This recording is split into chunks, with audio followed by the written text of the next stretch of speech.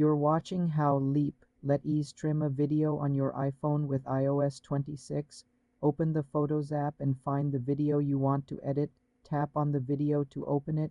Now tap Edit in the top right corner of the screen. A timeline will appear at the bottom of the video player. Tap and hold the left or right edge of this timeline. You will see a yellow frame appear. Drag this edge inward to select the portion of the video you want to keep. You can play the video to check your selection by tapping the play button.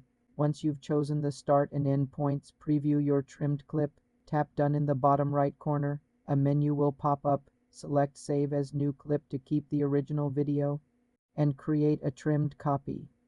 You're watching how Let Ease trim a video on your iPhone with iOS 26.